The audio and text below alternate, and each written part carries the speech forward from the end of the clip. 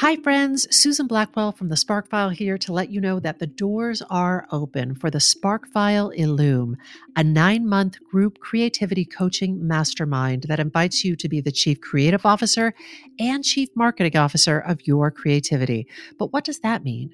That means in 9 months in Illume, you will clarify and advance your big creative goals and learn how to effectively share your work with the world. Now, if you're listening to this and you're an experienced creative or an accomplished professional who seeks a space where it is safe to attempt something you've never tried before, or complete a big creative project, or take your work to the next level and acquire the skills needed to share your creative work with the world, Illume might be right for you. We are calling in emotionally intelligent, high-functioning creatives who are ready to level up. You can find out more by going to thesparkfile.com/Illume, but do it now to find out if Illume is right for you and to save with early bird discounts. That's thesparkfile.com/Illume. Take a leap, take a risk. Go to thesparkfile.com/Illume and join us for Illume. The Sparkfile podcast may contain profanity and other adult content. Please use your discretion. When I bump into something that inspires me, I dump it in my Sparkfile. Could be something that I want to make or how I want to be. I pump it in my Sparkfile. I jump into my Sparkfile. Let's open up the Sparkfile. Did you send me a book? I didn't send you a book. You did not send me a book. Mm-mm. Like what kind of book? I got in the mail from Amazon a book called A Little Life. And there's no note. I didn't order it. I don't know. What? It's somebody who has my home address. A Little Life? Yeah. And what's it about?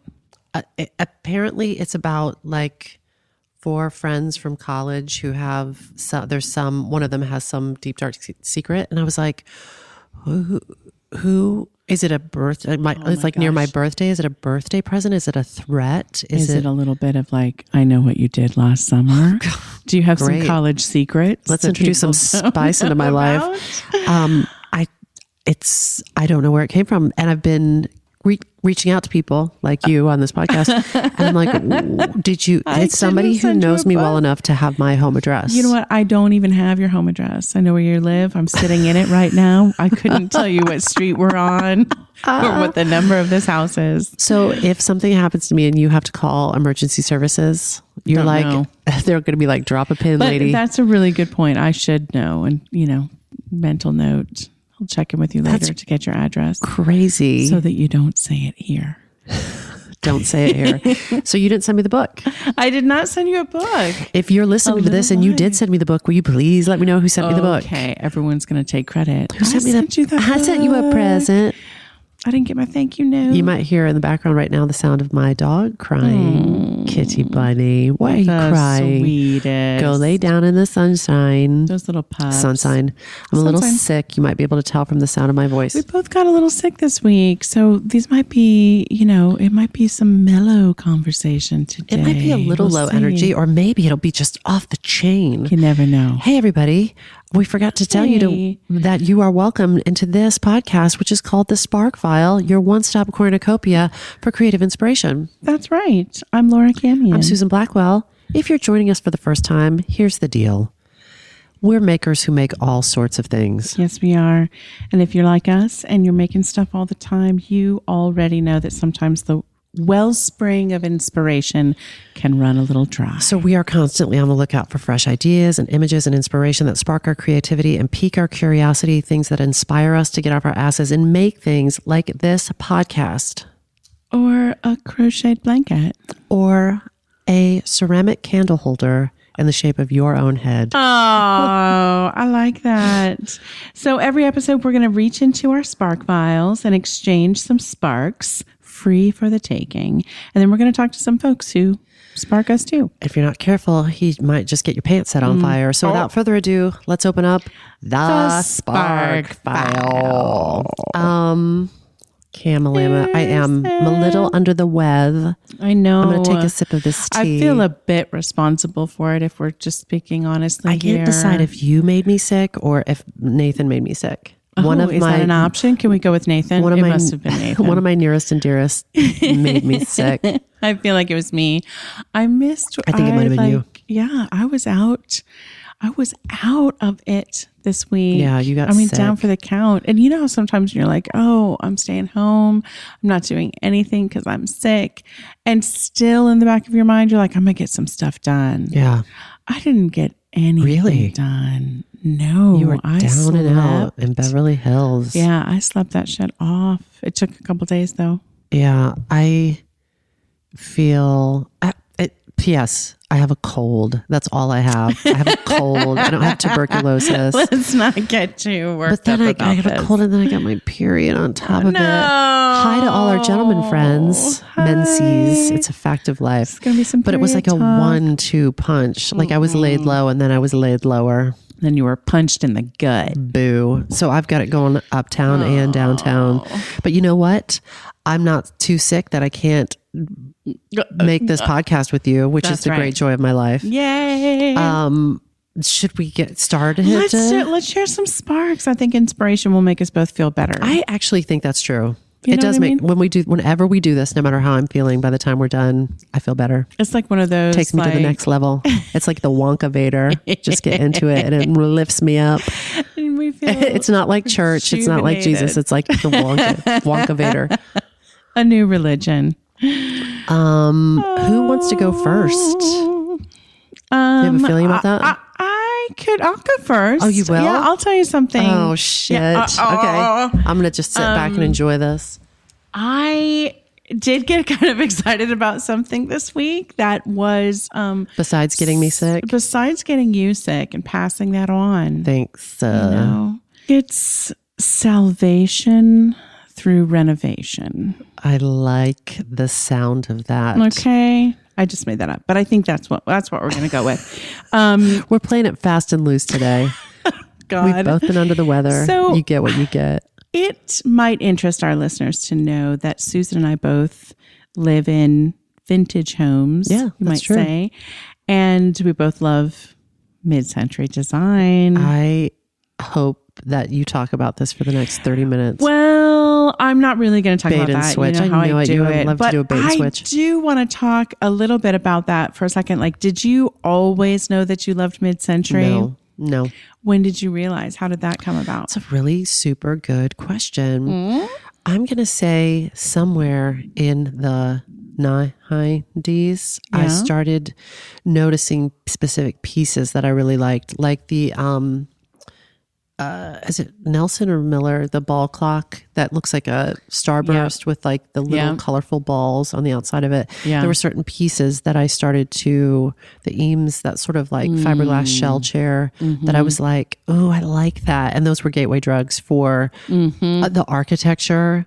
Do you know when you watch the Incredibles, the original Incredibles movie, they have like the sort of that crazy, I don't know what they call the roof with the... I know. I've only read a lot of the stuff I've only read about, so I don't know how you pronounce it. Clerestory windows, which are those windows that sort of are like high up little slices of light. Yes, I just started realizing that was my jam. Yeah. I didn't realize either. I had no idea. And in some ways, like it wasn't until Wes and I looked at homes in Florida, and we were very thankfully, like we didn't have any kind of timeline. We were in no rush. We were just like, let's start poking around. And I just kind of, you just sort of grow up with certain assumptions that you live with until they're questioned. Yes, I do. Right? Lies I was told that I believed until I was an adult. Right? Yeah. And I just assumed like, oh, I'm going to live in a 2-story home and it's probably going to be wood and oh, that's you know interesting. What I mean? I just sort of like, I don't know, I guess that's the kind of house you live in. Yeah. But in Florida, we went, we saw some homes and like every double-story home. I hated the upstairs. First of all, the heat rises. You're just like, I can't breathe up here. It's like, I hated it. All the homes that were wood were like, the wood rots. I mean, Florida is just wet. That sun is so cruel. And we just poked around, and we ended up seeing some homes that were like cement block and mid-century built. And we were like, this is really cool. This is awesome. And we didn't buy the first one of those that we saw, but like I said, we had time, and we were just like, we just spend our weekends like, let's just go look around. And we kind of like narrowed in on like, I think we're kind of liking this 1-story cement block ranch home, which if anyone had said like, oh, you're going to choose a ranch, I'm like, why? You're kidding me. Yeah. And so we then came upon one day, we were out riding our bikes on this bike trail, and we came upon this house, and we were like, oh man, that's it right there. That is beautiful.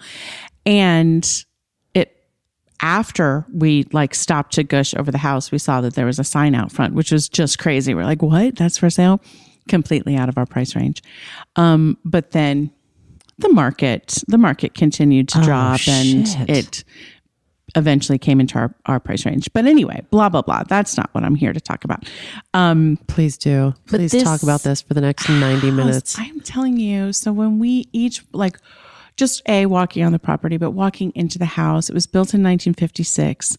And we were like, oh my God, this is the most peaceful respite. This woman, there was a real estate woman and the owner, they were both talking, and we're both like, shh, shh, shh, shh, shh, shh. No, don't say anything. Please just let us walk around. Interesting. We were just like, oh, we want to take all this in. Bathrooms that had not been touched since 1956. It's not for everybody, but it's not for everyone. And they had, on the listing, they had taken the pictures of the bathrooms off because they were so accustomed to people saying like, well, that's got to go. Yeah, exactly. Know? And I think they loved us simply for just like, we loving walked in it. And we were like, wait, did you say the owner was one of the people there? Yeah, she was there. Oh, yeah. So they loved you for loving it. I think so. Yeah. I think that, or they were just freaking relieved that we weren't just like, well, this has got to change and that's got to go. Yeah. And, we just were like, oh, these are original. This is amazing. So we were like in love from the first moment. I think that makes sense. If we were going to sell our house, I would want to sell it to somebody who walked in and was like, this is awesome. Yeah. Because you want it to be loved as much as you loved it. Well, they had done also, like, a lot of people come in and like start complimenting us on certain things that they had upgraded. And we were like, we can't take a single bit of credit. We didn't like come in and renovate anything. The people before us did an amazing job selecting, kitchen counters and things that are not authentically mid-century, but they feel just right. Yeah. The place that we sort of differed was on the furniture because you differed from who? Wes? From the previous owners. Yeah. So once they took their furniture out and we began to move our stuff in and, we had just whatever, the leftover, we had lived in New York for 15 years and you start in New York with your college furniture and then maybe over time slowly add to that. Yeah. But we were like, we have a hodgepodge of crap, really. So we were like, we got to furnish this thing. And what really, like, we felt so strongly, and it surprised me, but I was like, nothing modern feels right in here. Like, we've got to go with mid-century style. Yeah. The home was made for it. Yeah. And it deserves it in a way. We were just like, yeah. Yeah, you can't just put a Pottery Barn couch in there. No. It doesn't Shabby work. chic. A rolled arm. No. No, not going to work. Ma'am. So anyway, that's kind of when it began for me and then has never left. Now I look like I love all things mid-century, and I'll look for things like, in particular, like I've always loved old things. Yeah. I just hadn't like zeroed in on a time period. Yes. I just love old shit. And one of the things I love is like finding something that I've never seen before. Yes. I'm just like, and I think Wes has gotten used to it now because like we'll be out shopping and I'm like, I'm not saying I want it. I don't need to buy this thing. I just Behold the look at it. splendor. What is it? What did it do? Yes. Who used this? Yeah. I love to think about that stuff. So this weekend, much by chance, I stumbled upon an Instagram account. And that Instagram account is called Cheap Old Homes. What? Do you know this? No. I'm so excited to talk to you about this. Oh my God. It's everything. I'm going to sit here and take it, but I want to No, look. you won't. You All right. want to look so badly. I'm just going to take it. Susan, cheap old houses. Did I say cheap old homes? I'm sorry. To be clear, it's cheap old houses. Okay. Okay. I fell down this rabbit hole that I lost, I don't know, 3 or 4 hours. I'm not exaggerating. Me more about it. Okay. So Talk this woman faster. she posts everything. So all of them are like $100,000 or less. Okay. But how's the location? It's all over the country. Okay. So it might be like, here's a Victorian in some tiny town in Wisconsin for $16,000. Oh. Here's an old schoolhouse in upstate New York, single room schoolhouse for $79,000. Here's, mid-century gems. There were lighthouses, Susan. Wow. Lighthouses. And they're pulled off of real estate listings? People will send her real estate listings now. So this page has like 350,000 followers. Yeah. So she gets Yeah. stuff all the time. Yeah. She now has created a secret subscription page that's like $2 a month. Did you subscribe? Susan, I did. Yes. Can I borrow your username and password? Yes. What? Listen, the Tell me reason what's on I there. did was this. This is one of those moments where I didn't know about something 2 minutes ago, and now I know about it, and I have to. And now you have to have it, right? What is it? Well, listen, the know reason what it fucking is. subscribed was because I talked to Wes about this. I told him about the Instagram account. Yeah. And then he and I together 2 hours. Jesus. 2 hours worth of like, oh my God, look at this one. Oh my God, look at this one. And I was like, you know what? This woman already has provided me with a good 6 hours worth of entertainment and creative ideas. Yeah. So I was like, I could do $2 a month to keep this going. Yeah. And support her. But the secret ones are just like exclusive listings that you get access to. And she's clear and upfront. Like she's like, I spend a lot of time on this, and this is to help me Be able to do this. Yeah, help support me do What's this. her name? Debbie? What's her name? Oh, I don't know. I don't know. I'm going to call her Debbie. So the other thing she does is, so most of all the homes actually are under $100,000. Wow. But then she'll do, if she finds something interesting that is more expensive, she'll post it as a like save this house. And it could be anywhere from like an $11 million estate on the Hudson or a lighthouse that's $250,000. Do you know what I mean? A lighthouse? Susan, Are we buying a lighthouse, Laura? I want a lighthouse. The Sparkfile headquarters? We podcast from the top of that lighthouse. Seriously, I want a lighthouse. Why is it in Morse code? Why is our podcast in Morse code now? That's how it is at the that how lighthouse. they? So this is what happened to me. Wes and I were like, okay. For 1 minute, we're like, look at these 300 acres on Lake Cherokee in Tennessee.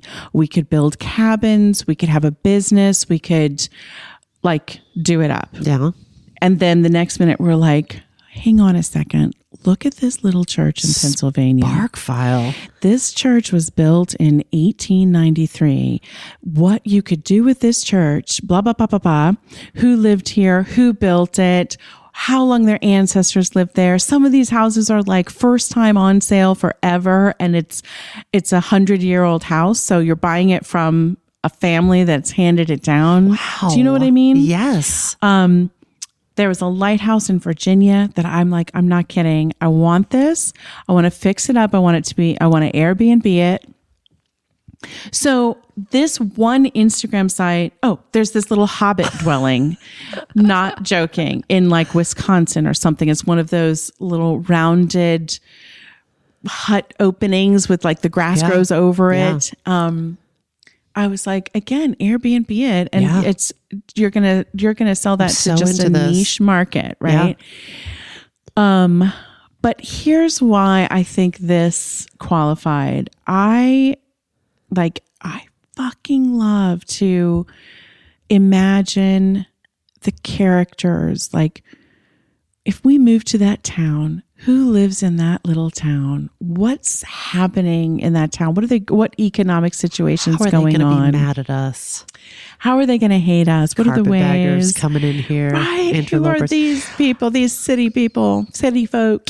And who lived in those houses before? Who lived in these houses? Like, anytime I traveled, but especially to places like London, like I fucking love to like stand in a castle and just be like, who stood right here? Yeah. What little secrets did they whisper to each other that they thought were the most important thing in the world? And it's like 400 years later, and here I'm standing here. I don't know. I love, love, love that stuff. And I feel like this site is so perfect for that kind of imagination. You're imagining characters, you're imagining locations. Let alone I feel like that is, it's a lovely spark, but I also think just the thought of creating a different chapter of your life. That's right. In one of these properties. That's right. I mean, we are both so into like our home and like making our homes what is beautiful to us and filling our homes with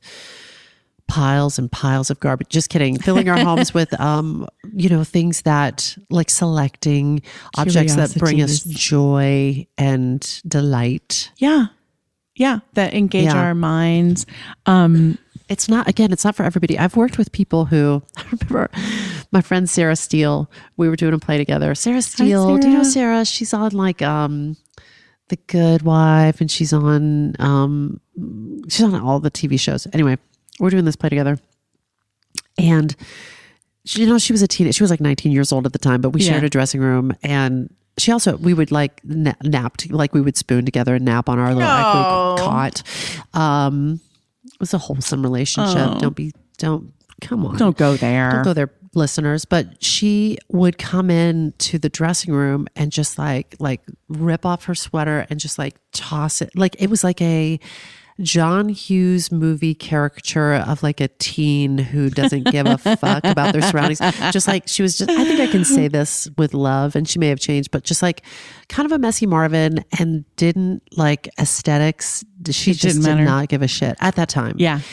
And I was just like, that's different. Cause I grew up in a very messy house, and I like, my house is not pristine, but I do try to keep it kind of tidy. Yes. But it's some people aesthetics we'll drive by or walk by,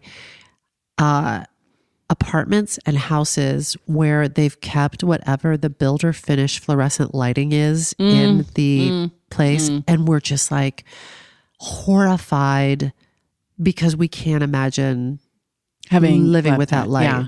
Well, lighting is one of those things that like once you experience good lighting or lighting that soothes you or lighting that layers of lighting, you are like, you're transformed forever. And you're like, oh my God, unless why would I ever you're like, I don't give a shit about this. I don't know.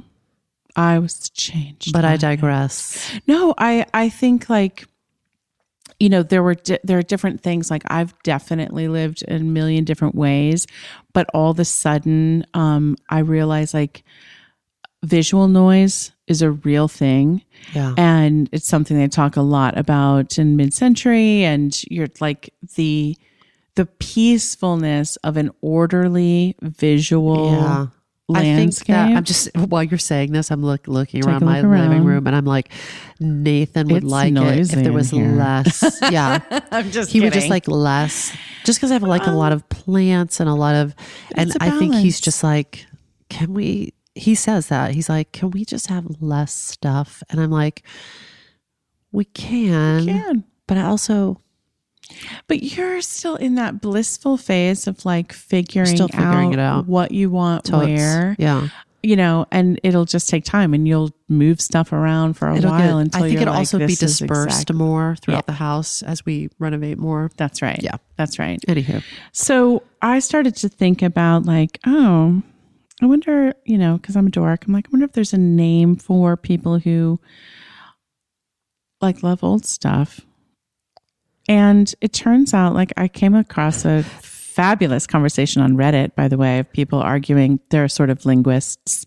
So did you ever see the episode of Difficult People where John Mulaney guest stars, and he comes from a family that invented, it's like gummy bears or something. So he has all this like old family money, and he's an old timey. no, He I've loves not old seen this. stuff. He dresses like an old timey. And that's what he calls himself, an old timey. It's like a trend. It would be like It's kind of hipster. What do they call people that like the stray cats that like to rockabilly people? Yes, But it was like just like a different little genre niche, like called the old timies. He rode like one of those penny farthing bicycles with the big wheel. Yes. So is that what the people who like old things call themselves? Old timies. Old timies. No, but it should be. That's much better. Old timies. Also rockabilly. That's a commitment. I've known a few people who have committed to that, and I'm amazed. I love sometimes, especially there's a style for people who identify as women. The hair, the glasses, the makeup. The Pendleton shirts, and like That's there's pretty a fabulous. like a twist on it, like an old new twist on it that I freaking love. And if I had a little more energy, I can imagine. Now I can't. I couldn't keep it up. But I don't know if I appreciate the could keep it up, but I really love it when people do. But this Reddit conversation, they eventually, after much, back Voting. and forth, Yes. they kind of agreed upon retrophiliac. Retrophiliac as someone who has a strong liking for things Is from feel the spelled past. like PH, not FEL, like all maybe the it's feels. retrophiliac. Retrophiliac. I like old timies better. That's just There's like antiquarian, which to me it just sounds seems like like you, the like, person's own, like- old.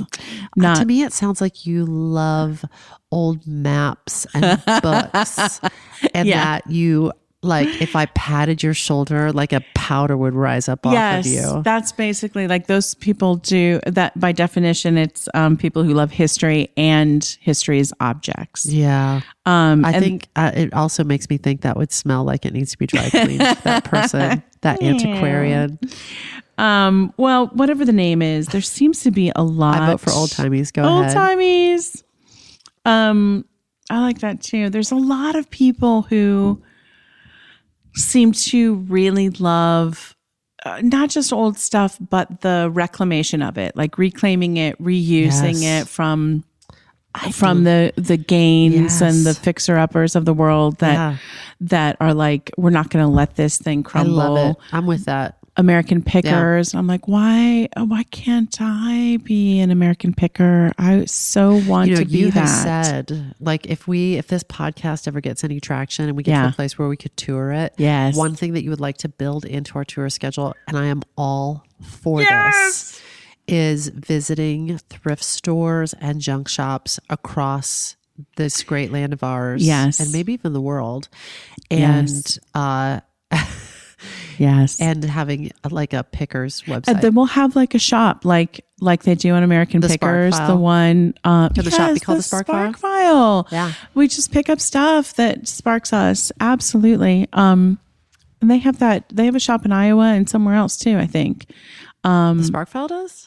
No, in the American Pickers. Oh, American Pickers does. I was like, I missed a beat. Yeah. Sparkfile doesn't yet, but they will. We're coming for you. So family members who are interested in running that shop, we'll take applications. We're hiring interns. I love the idea of it because I love thrifting, and I get things that I genuinely am like, if I walk away from this, I'm going to have a sense of regret. Yeah. Which isn't everything. Like I'll go into a thrift shop and leave empty handed. Yeah. But I ain't got all the room for that. Yeah. I love it. I love it. I also discovered in my preparation for this conversation that there are like YouTube channels. There's like the top 5 YouTube restoration channels have gotten a combined billion views over the last few years. Really? Billion. People are into hot topic. Watching someone restore. Nathan he watches these videos, and all you see is the object and the craftsman's hands. Yes. And it will be like an old spyglass or an old, name it, like a weather vane or something like that. Yeah. And it's just the person meticulously taking it apart, cleaning it, restoring it, putting it back together. That's one of the biggest channels. Yeah. And they never show their face. And they're like, it's not about us. He loves it. And it's satisfying. You know, I think though, sometimes I think it's satisfying because sometimes it's sparkish and inspirational, but sometimes it's sort of like, I don't really want to stand up and clean my house. I don't really want to do that thing that I need to do. So instead, I'm going to watch somebody else do it. Yeah, I could see that. You know what I mean? But I think there's 1,000 things you could do to distract yourself from not When I don't want to clean, I watch home shows and where they clean? Where they like, they'll take like, what is that? Clean house or something like that, where they'll like empty it out, have a yard sale, use the proceeds to renovate like rooms in the house. And I'll watch an episode of that and then I'll stand up and I'll clean. It's inspiring to me. That's awesome. I'm endlessly inspired. Or I'll watch an episode of Grand Design where somebody's building do you watch Grand Design? Mm-mm. Girl. Okay. I'm Write this down on your Spark file. Grand Design. I love it so much because that's people building custom homes. It's produced somewhere in the UK. Yeah. It's people who, it's budgets, it's knowledge, it's, and even with that, it always seems like it's taken years off their life because it's such a crazy, arduous process to build a house. It really is. When I watch like Fixer Upper, which I know like aesthetically doesn't always fit into it's not your 100% jam. Not 100%. Sometimes it is. If you like shiplap, there you like go. shiplap, girl. But sometimes she'll do a mid-century home. I've seen and that. She does a good job, I think. But one of my favorite things is how they'll have old, like maybe an old door or old cabinets or an old window, and they will find a way to work that into the design. And that's not easy. And I have had like situations where like I wanted to replace our front door, but there's these 2 glass panels on either side. And I'm like, I don't want a whole new door frame. I need a door. Yeah. And there's no And door people that fits. are like, no, they're too lazy. It's too much work, basically. They're like, we're not doing that shit. We're not doing what the people on Fixer Upper do. Like people take that for granted. It is not easy. I feel like where she really knocks my socks off is the curb appeal of those home exteriors. Yeah, that's true. I wish I could have Joanna Gaines. Joanna Gaines, if you're listening, I'm sure you're not. I would love her to come work her magic on the exterior of our house. Yeah. That would be a dream. Yeah. She's incredible. Do you know that Joanna Gaines has like accessory lines at Pier 1 and Anthropologie? Wow. I did not know Pier 1. Yeah. And I was like, And they have a Target line too together, I think. I think they might have lost that. Oh, really? Yeah. Oh, Sorry. wow. But it's not all rainbows and puppies for the Gainses, y'all. They're going to be fine. She has her own magazine too. I know they're going to be fine. They're going to be fine. But I really do love that I believed in their mission, which is to save old homes, save old things. Same as American Pickers. They're like, we just don't want this to end up in a trash heap. Yeah. When it's I feel like I'm doing my part to help. Yeah. I think you are too. But it was interesting. I looked into, I tried to find more information on the psychology behind our love of antiques and old things, because obviously it's not just the two of us. There's millions of people out there who are really into this. And the funny thing was I couldn't find a lot on it. Google kept referring me to the psychology of collecting. Yeah. Which I thought was interesting, because I'm like, I don't actually feel like I need to own these things. I have a theory. Yeah. I'm not a doctor. I just play one on TV. Yeah. Mm-hmm. For myself, I've noticed now that I am renovating a home for the first time. I think I am trying to construct the home I wish that we would have had, because we had our house was so disordered and so hoarded out. Interesting. I'm literally this. I've mentioned this, I believe, on this podcast, though I'm having trouble remembering what I've said to you in private and what I've said on this podcast. Enjoy that. Mm-hmm. Enjoy that little piece of senility. Yeah, true. So, I was obsessed with this terrarium that my cousin had when I was little, and I have literally collected a series of these 70s terrariums. Amazing. I feel like I'm trying to create a space that has things that I wished I had. So it's a little bit of wish fulfillment. Yeah. Actually, it's a lot of wish fulfillment. And then also that it's comfortable and clean and orderly and warm, and that, it's what I wanted to have when I was little. I think that's a really interesting perspective, and I hadn't come across that one. There's a theory that obviously people are craving simpler times, or times when things were built to last. Yeah. And there's also the feeling of, there's a really good feeling to know that things can be repaired and regenerated. Yes. And I think that serves us on not just an object level, but on a kind of a human level as well. We're not just going to toss disposable. Everything out. Yeah. And I think that,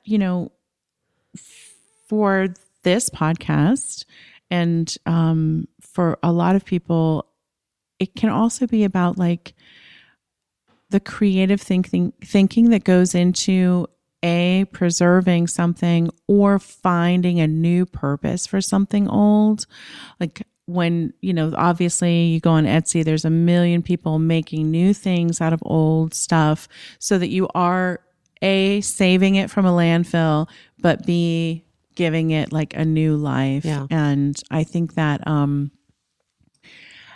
as an artist, it's a real source of inspiration. Yeah. And that's why it's my spark for this week. I love it. We used to play a game when we would go. I think Jeff Bowen invented this game.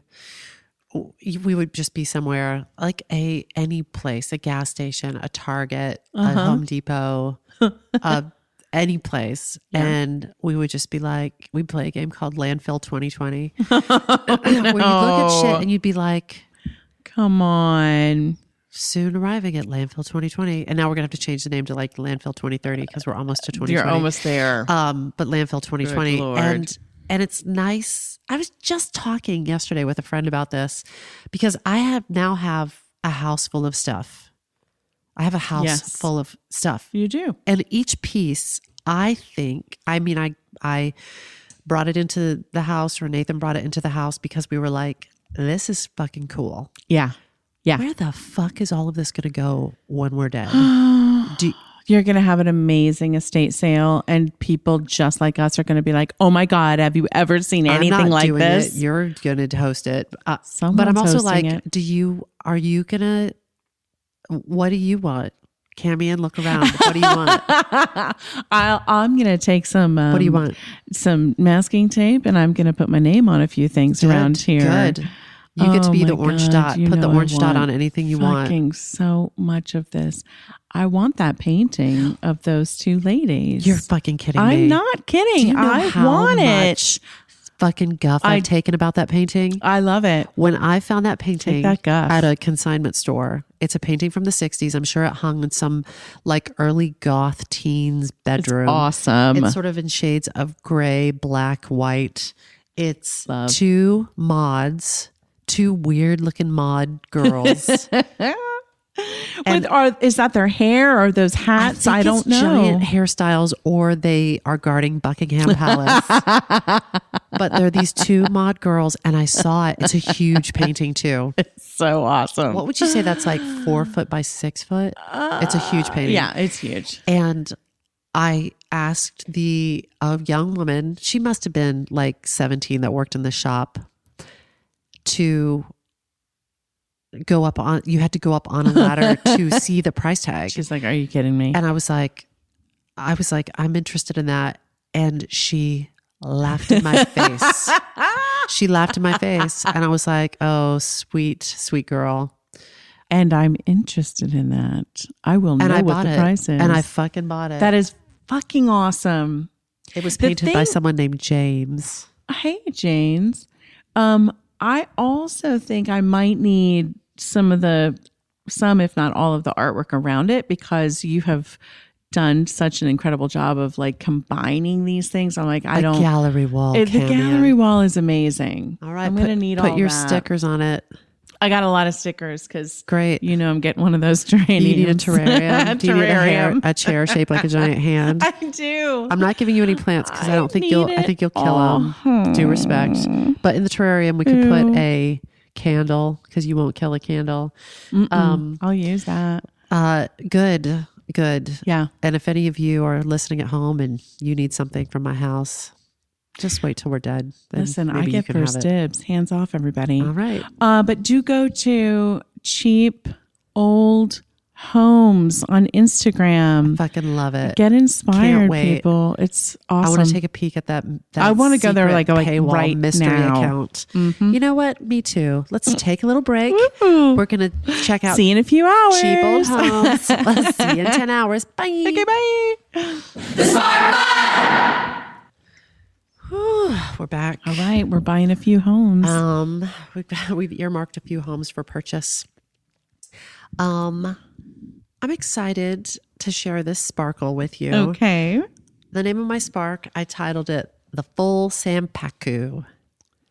The Full Sanpaku. There you go. Okay. I've got The initial spark for this spark was all this coverage of our girl Elizabeth Holmes, founder of the company Theranos. My God. Or should I say, oh my God. Oh my God, you guys. If you've been living in a bunker and have missed this story, Cammy and I was over at Cammy's the other night, and we had been working so hard all day long. And at the end of the day, I was like, can we just please watch TV? Yes. So we chose to watch some, we spent a couple of nights taking a We did, because the first night the documentary wasn't ready. I thought it was launching on the HBO. 18th. Yeah. And so we watched that 2020 special.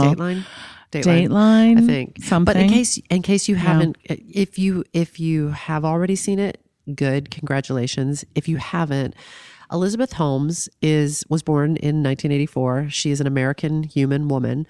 She is the founder and former CEO of a company called Theranos, which is now defunct because of its, spoiler alert, go ahead. false claims to have devised these revolutionary blood tests that used a very, very small amount of blood. What were you going to say? I was going to say Theranos, which I believe is a combination of therapy and diagnosis. Theranos. A portmanteau, a combination of words. Theranos. We'll come back to that. In 2015, Forbes named Holmes the youngest and wealthiest self-made female billionaire in America on the basis of a $9 billion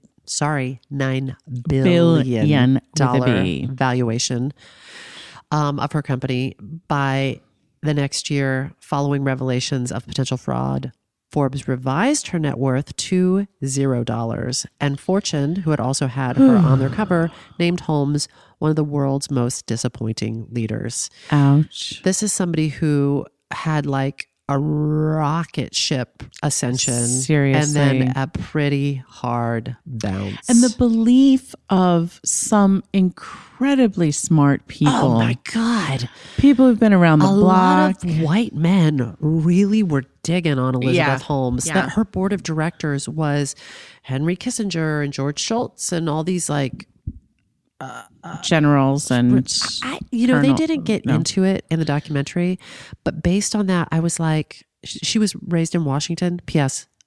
This is easily discoverable information that I have not looked up, but I was like, did her family come from privilege, lived in Washington, and she had through her family connections and through school, like these power I actually players? know, Do you know this? some information. I don't know that she came from extreme wealth, but if I recall, her like great grandpa was someone. I don't know if it was like Hellman's mayonnaise or it was like one of those. It was an industry. Yeah.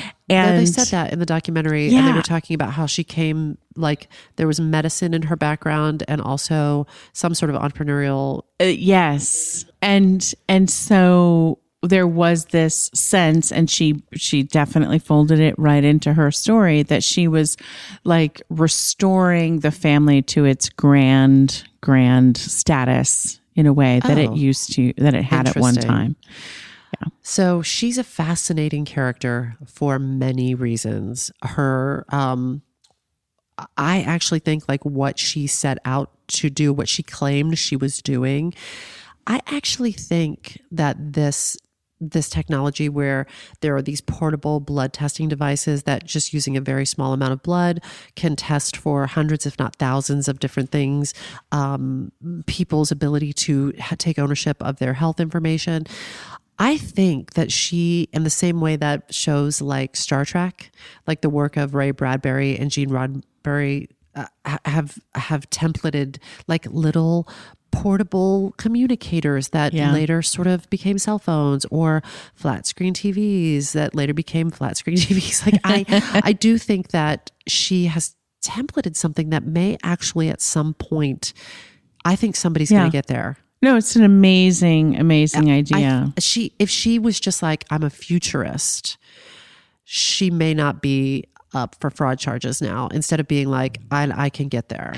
I mean, if she had simply said, we're not ready yet. I know. And that's where she got into trouble. Sorry, but we're still working on it. Yeah. Great idea. Yeah. I think, she's got an interesting Trubs is to claim you can do it. But like in that thing when they were talking about how people, like really, really smart people were comparing her to like Archimedes and Beethoven. She's got an interesting brain. And there is a precedent with entrepreneurs and inventors to have to fake it till you make it. But she just fudged some really critical information. But you know what? Yeah, because I mean, if we're sort of in this category, then all science fiction writers are all in the same, like, we'll dream it up, and except that she took people's money and claimed it was real, and as opposed to just bad false lab results that could have really killed someone. Yeah. But you know what? I'm not interested Besides in that. She's the departure spark. That's I'm not interested in lingering on Elizabeth Holmes. I feel like that piece of gum has been chewed. But when Baby Cams and I were watching some of that Theranos coverage, there were some things that I saw, and it's so funny because we were sitting next to each other watching this, and I was like, oh, there's a spark that are tangentially related, and that I found so interesting that I wanted to dig deeper and learn some more. Okay. So that's where we're headed. What is it that you kept from me? The first thing that I got super excited about was, you see briefly in both of the things we watched, both the Dateline and the HBO documentary, which is called The Inventor Out for Blood in Silicon Valley. You see the famous documentarian Errol Morris filming a commercial for the Walgreens Theranos collaboration, where they were going to put little mini Edison Theranos machines, blood testing machines in all of these Walgreens and roll that shit out. Yeah. You see him making commercials and marketing videos for Theranos. So Errol Morris is a famous documentarian. He won the Academy Award for his documentary, The Fog of War, about Robert McNamara. Ever seen it, Cams? I don't think so. Okay. You're in for an interesting treat. Okay. He's also made a documentary called The Thin Blue Line. That Ring a bell? does ring a bell, but I need a little jog. Thin Blue Line is about somebody who, spoiler, wrongfully accused and convicted of a crime. Gates of Heaven is about people how deal with their pets after they die. Fast, Cheap, and Out of Control. That I've heard of too. Yeah, that's about I've heard of four people with very different, very interesting, weird jobs. But Errol Morris also directs a lot of commercials, and clearly he was hired to direct a series of commercials and these marketing videos for Theranos. And those commercials look a lot like a series of commercials he directed for Apple back around 2002. They're called the Switch commercials, about how various subjects were switching from PCs to Macs. And we know how Elizabeth Holmes sort of like idolized Steve Jobs, and even, people said that she sort of not dressed like him, but in a same designer, Issey Miyake, and same sort of like, I have a uniform that I wear every day so that my brain can't be troubled with such small things. So don't knock it. Both the commercials and many of the projects that I just mentioned utilize a piece of technology that Errol Morris created. And it's something that I had heard about from Nathan, who is deeply interested in such things, but something I had never seen before until the Theranos documentary. What was it? You saw it too. You saw it with your own eyes. It's called the Interatron. Is that this thing? Yeah. What? Okay. Tell everyone. So what? He used the Interatron for the first time in his film Fast, Cheap, and Out of Control. And basically, I'm not a technically minded person, but let me see if I can describe this. It's a system using 2 teleprompters and 2 cameras that are synced with each other. So teleprompters, if you're not familiar, are those devices that are typically used by newsreaders or politicians so they can look straight into a camera while they're reading copy that is projected directly in front of the lens of the camera. Right? But with the Interatron, instead of text, it projects the face of your discussion partner. For instance, film director Errol Morris. So instead of your interview subject looking into like a cold, shiny camera lens, they can look straight into the eyes of the person interviewing them.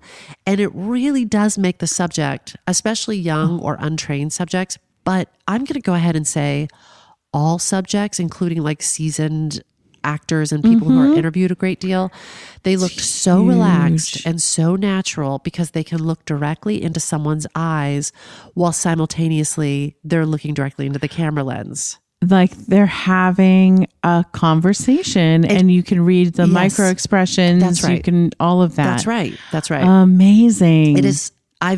It was so exciting. I had to keep a lid on it because I didn't want to be like, look, Laura, that's the Interatron. Because I didn't want to blow my spark. I didn't want to blow my spark wad. So when Errol Morris made his first film, Gates of Heaven, he interviewed people by putting his head right up against the lens of the camera. And it looks like the interview subjects are looking at the lens, but they're not really. It's almost, but not quite. They're looking, we've all seen that, right? They're looking a little bit off to the side. And we're accustomed to that fly on the wall perspective. Like when you watch 60 Minutes and it's as if you're in the room watching Mike Wallace interview somebody, or you're watching Charlie Rose, and pour a little out for your career, Charlie Rose. And it's like you're silently seated at a table and Charlie Rose is sitting there and the interview subject is sitting there. But Errol Morris wanted to capture the characters talking directly to the viewer without a third party present. Amazing. I really think that he achieved something very specific and very effective with that direct eye contact and all, like you were saying, those micro expressions and all that animation that he captures that you don't get. Even when somebody, I mean, I've done acting straight to a camera lens where you're like, look, air quotes, like looking into your beloved's eyes and saying, I recently saw a piece of my acting where I was doing that. And I was like, huh. Because you straight into that camera. Yeah. And you're looking into this hard, shiny lens. And sometimes you're even seeing a mini reflection of yourself. So you really have to use your imagination. But with this thing, immediately all of that goes away.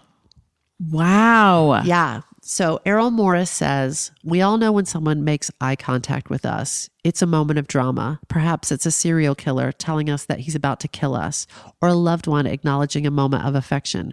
Regardless, it's a moment with dramatic value.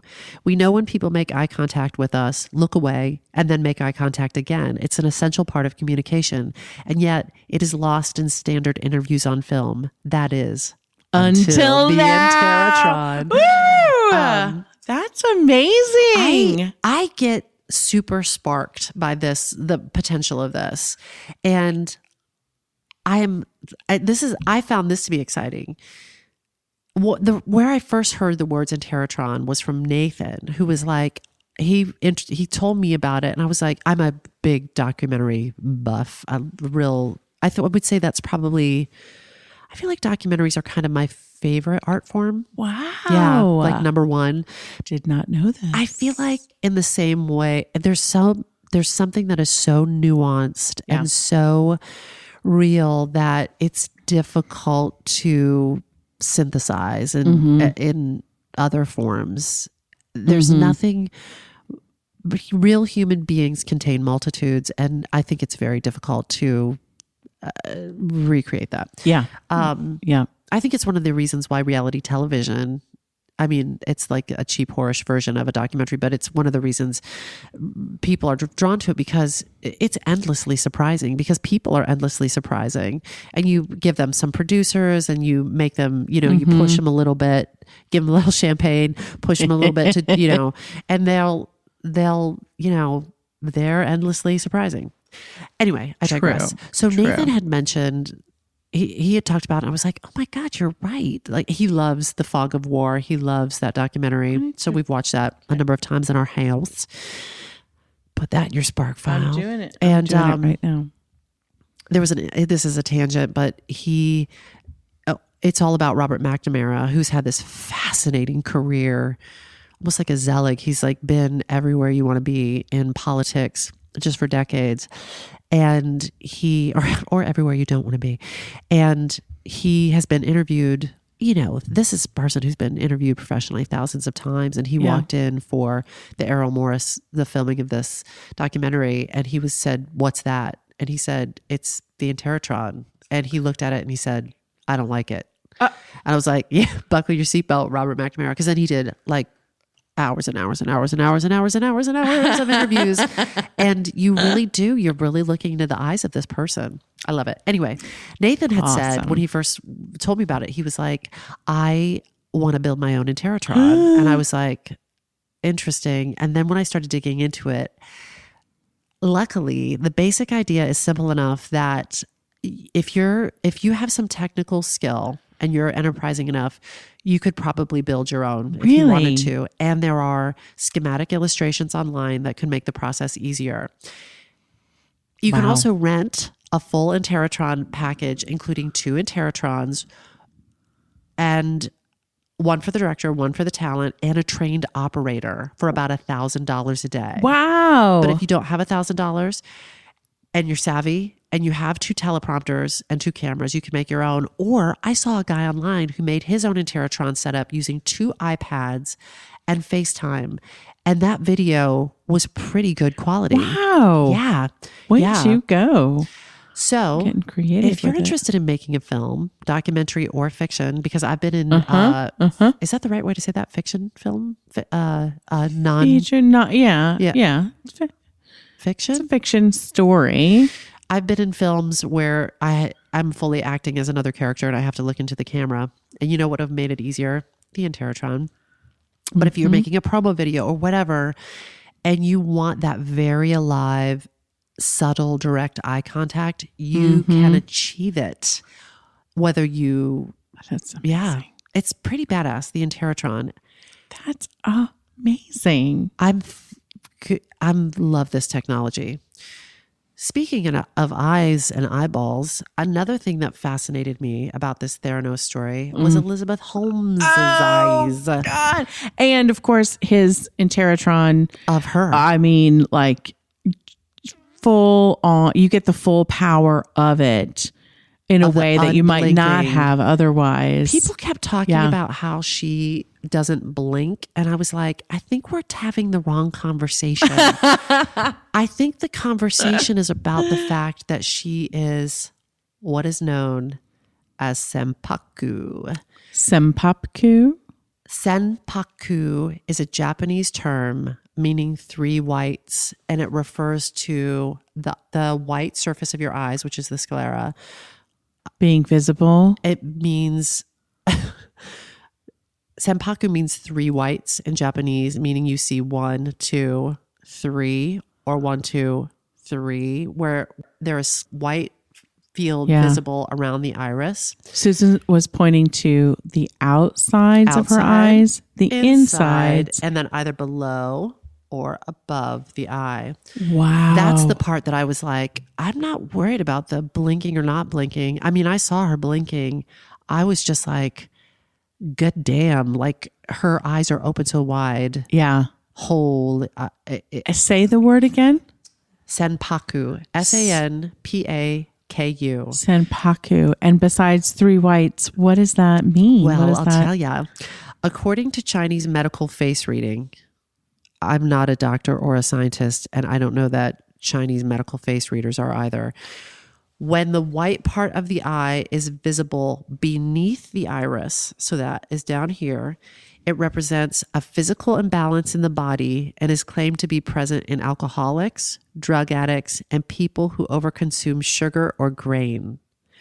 When the upper sclera, the upper white, is visible, it is said to be an indication of mental imbalance in people such as psychotics, murderers, and anyone rageful. Whoa. Yeah. Sanpaku. Whoa. In either condition, it is believed that these people attract accidents and violence. I don't mean to laugh. I just think it's so, I mean, it's kind of outrageous. But interesting. In August of 1963, macrobiotic diet. Do you remember macrobiotics? Kinda. I kind of do too. I never could figure out what it really meant. And I didn't bother to look it up. Macrobiotic diet leader George Osawa predicted that President John F. Kennedy would experience great danger because of his Sanpaku condition. He had lower Sanpaku. Whoa. In 1965, George Osawa, assisted by a guy named William Duffy, wrote "You Are All Sanpaku," which offers the following perspective on the condition. And I quote, "For thousands of years, people of the Far East have been looking into each other's eyes for signs of this dreaded condition. Any sign of Sanpaku meant that a man's entire system, physical, physiological, and spiritual, was out of balance. He had committed sins against the order of the universe, and he was therefore sick, unhappy, insane, what the West has come to call accident prone.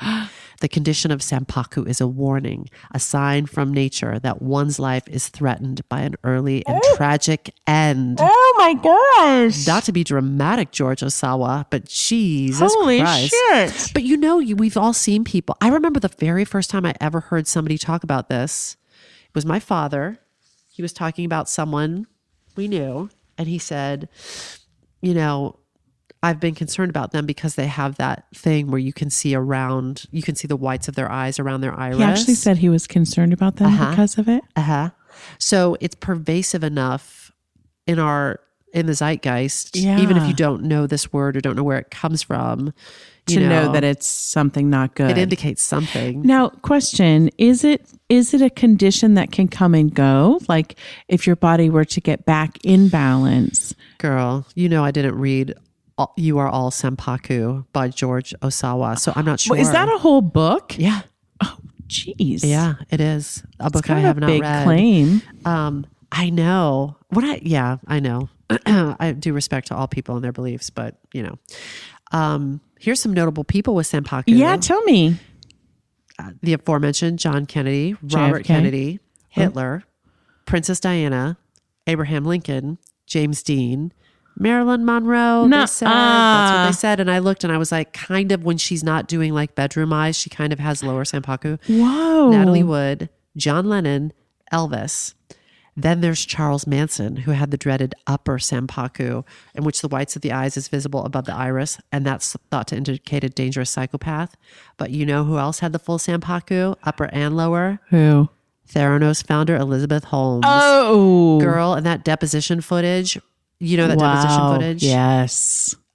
It looks like her eyelids are peeling back.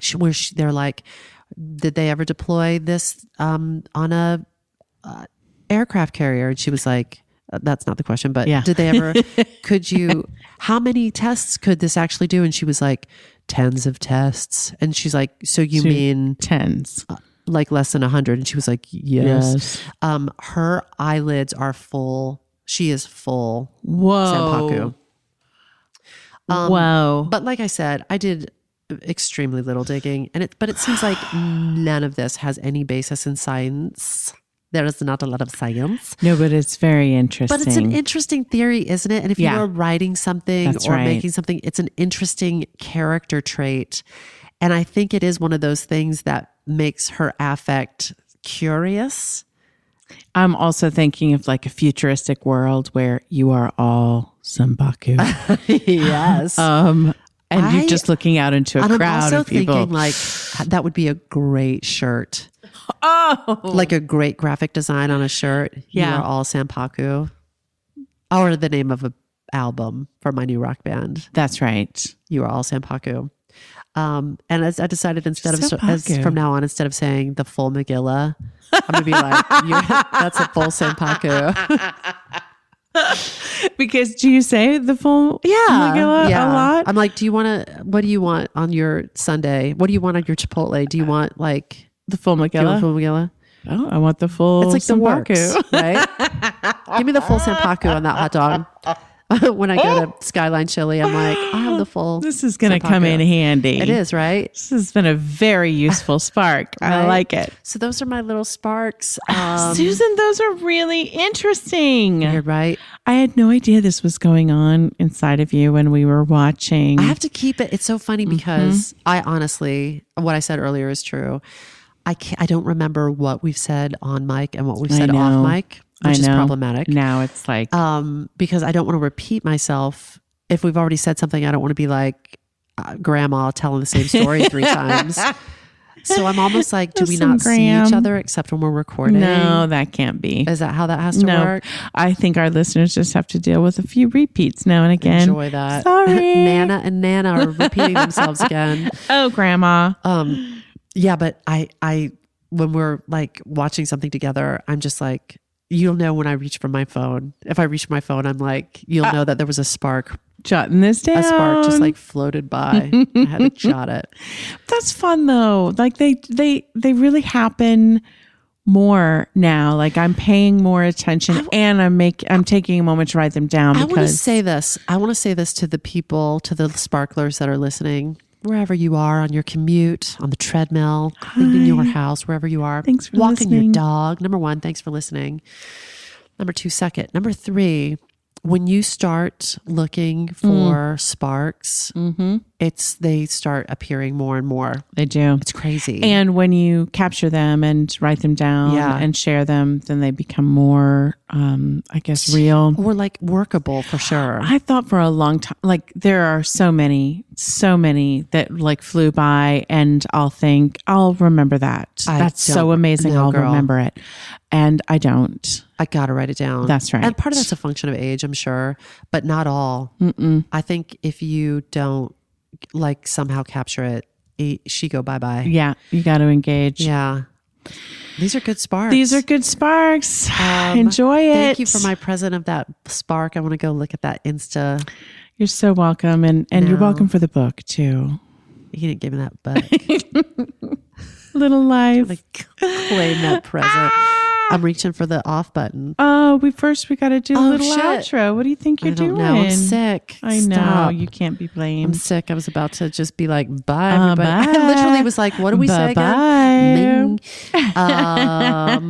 We hope that this put another bunch of sparks in your spark file. And listen, this is true. You really, if you start looking for sparks, you're going to start seeing more sparks all around you. It's and true. if you see a spark that you want us to explore, or if you've got a spark that you'd like to share, email us at thesparkfile@gmail.com, and be sure to subscribe to whatever this nonsense is. And wherever you get your podcast, you want to subscribe, you want to rate, and you want to review. I know Yes, that everybody please. says that.